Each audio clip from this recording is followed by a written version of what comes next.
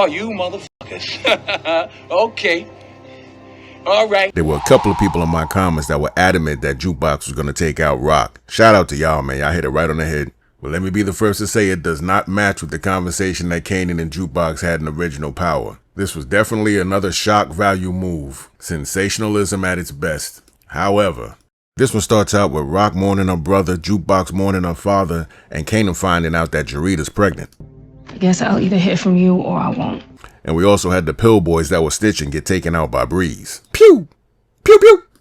And then we had this long drawn out scene where Rock asking for protection from Pino, but Pino just wants to hit. If we had a different kind of relationship, well, that might change the way I see you. Are you kidding me?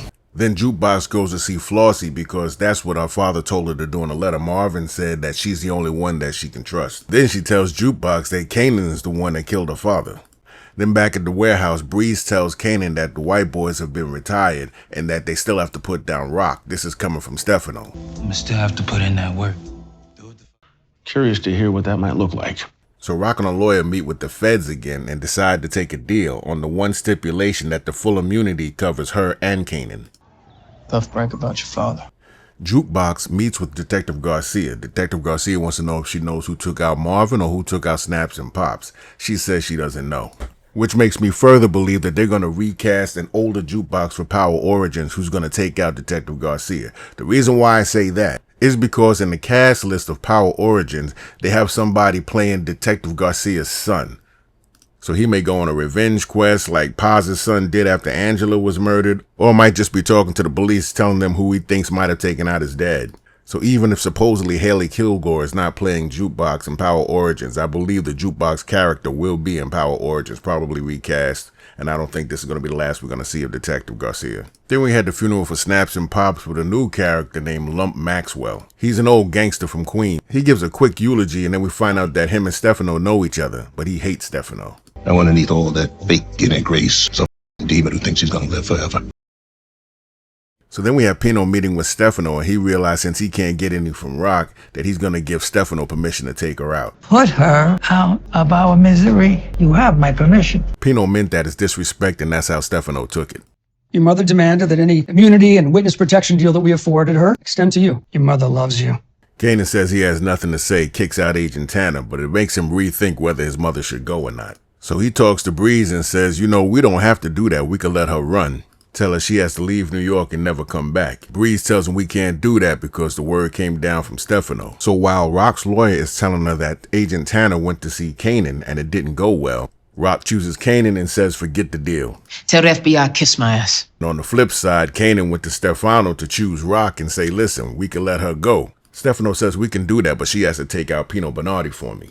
And then we have a very uneventful meeting of Young Ghost and Tommy. Young boys want to get down. You got work for them? They call you. Jane, Tommy. You live in the South Side?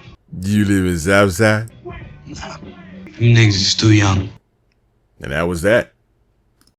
Then we have Jukebox at the funeral home who gives Marvin his last lollipop for whoever he has to fight in hell.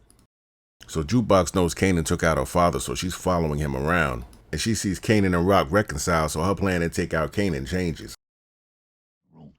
I'm hesitant to turn over the whole business to you and the rest of them f***ing teeny boppers over there.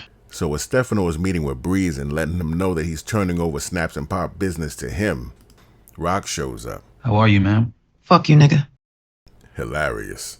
But after he tells her if she wasn't pretty, she'd be dead already, he tells her that she has to take out Pino or he's going to let Breeze take her out. Because if you don't do it, you won't even make it back to your car tonight. Yeah, nigga, yeah!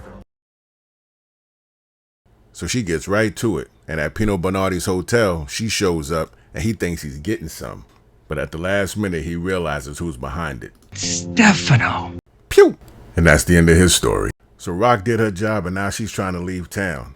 And then we have this. And I don't care what anybody says. What Jukebox does here doesn't match with the original Power as far as the conversation that Kanan and Jukebox had. Here comes Jukebox. What's going on? I'm sorry, I'm back. For what? I don't understand. But it's something I gotta do. This about Marvin. That wasn't me. I didn't do it. I know. Talk to me, Juke. Why you doing this? Kanan. Pew! Pew! Pew! Then she meets up with Kanan and tells him. Kanan says, why wouldn't you just come after me? But she tells him that she saw them together and realized that dropping him wasn't gonna hurt enough. I want you to have nothing, nigga. Just like me. I get the way they wrote Jukebox reasoning, makes sense, but it doesn't match. Especially with Kanan saying this. I could just give you myself. Have at it, nigga. I don't give a f. And then to add insult to injury, as he's leaving, she tells him that his mother never loved him. Jukebox lies and says that Rock begged her to take out Hip instead of her. He has to know that's a lie. Then he goes to his mother's house to see if it's true, and sees her lying there on the floor. This is a real twisted up ending. What'd you think of the season finale? Overall, definitely the best spinoff so far. Hate to see it go.